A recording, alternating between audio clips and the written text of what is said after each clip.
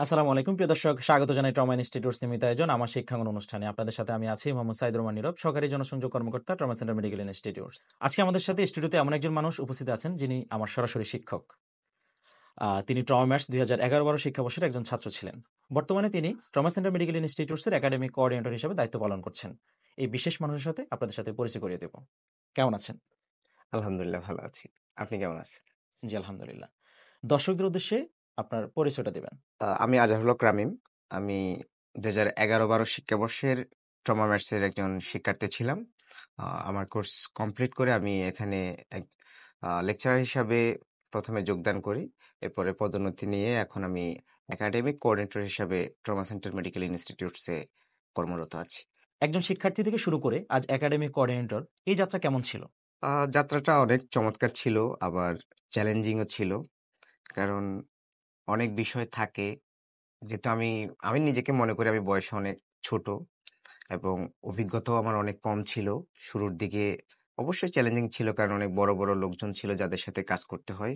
যে কারণে প্রথম প্রথম একটু অসুবিধা হতো, কিন্তু সবাই সহযোগিতা করতে বলে জিনিসটা একটু সহজ হয়ে উঠেছে। আপনি একাডেমিক কোঅর্ডিনেটর হিসাবে আপনার প্রধান দায়িত্বগুলো কি? এই মুহূর্তে আমার প্রধান দায়িত্বগুলো হচ্ছে যে আমাদের যে কোর্সগুলো রয়েছে, কোর্সগুলোর জন্য কিছু কোর্স প্ল্যানিং করা, ক্লাসরুমগুলাতে আরো কিভাবে চমৎকারভাবে ক্লাস ডেলিভারি দিলে আমাদের শিক্ষার্থীদের জন্য সহজ হবে, সে বিষয়গুলো দেখা। তারপরে টিচার স্টুডেন্টদের যেই সমন্বয়, অথবা কোর্স কোঅর্ডিনেটরদের সাথে আমাদের কর্তৃপক্ষের যে সমন্বয়, কিংবা আরো কি কি করলে ভালো হতে পারে, যে এই যে সমন্বয়গুলো, সেগুলো নিয়ে আসলে মূলত এই মুহূর্তে কাজ করে থাকি আর কি। আপনি শিক্ষকতা পেশায় আসার পিছনে কি অনুপ্রেরণা ছিল? শিক্ষকতার পেশায় আসার পেছনে আমার আসলে অনুপ্রেরণা অনেক রয়েছে, যেটা হয়তো বলে শেষ করা যাবে না। তারপরেও একটুখানি বলি। সেটা হচ্ছে আমি আ শুরু থেকেই, মানে আমি যখন স্কুলে ছিলাম তখন থেকেই আমি শিক্ষকতা পেশার সাথে জড়িত ছিলাম। আমি আপনাকে একটু মনে করিয়ে দিই। অর্থাৎ আমি যখন ক্লাস 7 এ ছিলাম তখন কিন্তু আমি ক্লাস 6 এর শিক্ষার্থীদেরকেও পড়াতাম। বিশেষ করে ম্যাথটা। আর আমার বাবাও একজন পেশায় শিক্ষক ছিলেন। আমার মাও একজন পেশায় শিক্ষক। যার কারণে সেখান থেকে হয়তো আ ওই সময় থেকে আমার একটু টিউশনির ভাবটা ছিল। তো সেখান থেকে আসলে এগিয়ে আসা। তারপরে একটা পর্যায়ে যখন ঢাকায় আসছিলাম তখনও আ একটা কোচিং সেন্টারে আমি শিক্ষক হিসাবে ওখানে পার্ট টাইম ক্লাস নিতাম। তো এই জিনিসগুলার থেকে, আগ্রহের জায়গা থেকে আসলে শিক্ষার্থীদেরকে নিয়ে কাজ করতে আমার ভালো লাগাটা বেশি তৈরি হয়েছে। যার কারণে আসলে এই পেশায় থাকা, এবং এটাকেই অনুপ্রেরণা বলা যেতে পারে। ট্রেনিং ও শিক্ষকতার অভিজ্ঞতা, এই দুই দিক কিভাবে একে অপরকে পরিপূর্ণ করে? ট্রেনিং এক জিনিস, শিক্ষকতা এক জিনিস। ২ জিনিস, সেটা সত্য। কিন্তু একটা আরেকটার সাথে সম্পৃক্ত, এটা বাস্তব। কারণ আপনি ট্রেনিং এ যা শিখে আসছেন তা আপনার বাস্তব জীবনে কিভাবে ইমপ্লিমেন্ট করবেন, সেটার জন্য আসলে আপনাকে অনেক সহযোগিতা করে।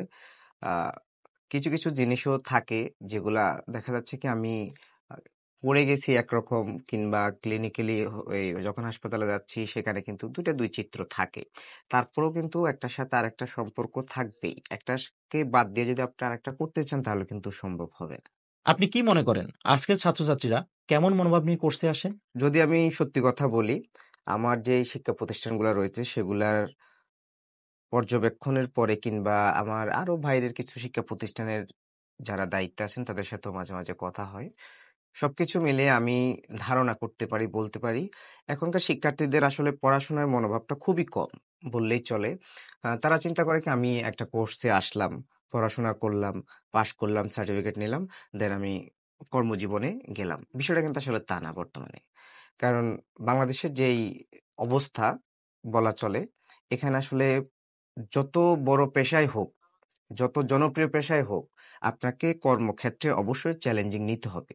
আর এই চ্যালেঞ্জিংটা আপনাকে মোকাবেলা করতে হলে অবশ্যই আপনাকে কর্মদক্ষতা অর্জন করতে হবে। শুধু আপনি সার্টিফিকেট পেলেন তা না। একজন ক্লাসের একজন খারাপ শিক্ষার্থীও কিন্তু ভালো কর্ম করতে পারে যদি তার কর্মদক্ষতা থাকে। কারণ আপনি শিখবেন, আবার কর্মক্ষেত্রে গিয়েও কিন্তু আপনাকে সফলতা অর্জন করতে হলে কাজ করতে হবে। কারণ আপনি যত কাজ করবেন তত দক্ষতা অর্জন করবেন। আর যত ফাঁকি দিবেন তত অদক্ষ হবেন, তত আপনার ক্যারিয়ার নিচে নামবে, উপরে উঠবে না। নতুন প্রজন্মের মেডিকেল অ্যাসিস্ট্যান্টদের জন্য আপনার কি উপদেশ বা পরামর্শ থাকবে? যারা মেডিকেল অ্যাসিস্ট্যান্ট পেশায় আসতে চান, সেই সকল শিক্ষার্থীদেরকে আমি অবশ্যই স্বাগত জানাচ্ছি এই পেশায়। আপনারা আসতে পারেন। তবে আসার আগে আপনাকে অবশ্যই একটা সুন্দর মনোভাব তৈরি করতে হবে। সেটা কি?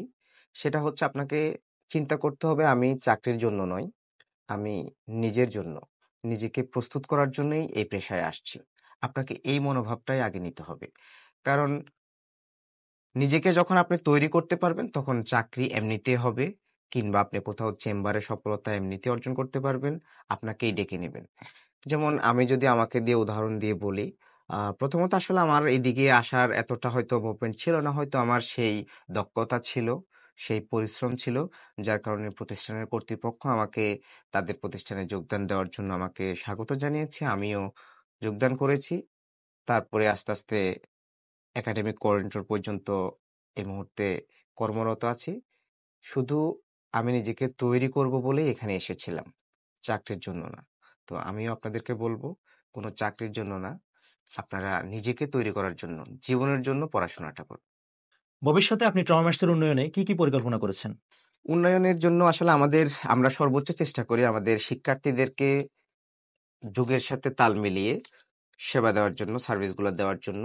তো তার মধ্যে ধরেন আমাদের অনেক কিছুই রয়েছে। তারপরেও আমরা এখন বর্তমানে আমাদের ক্লাসরুমগুলাকে আরো ডিজিটালাইজড করতে চেষ্টা করছি।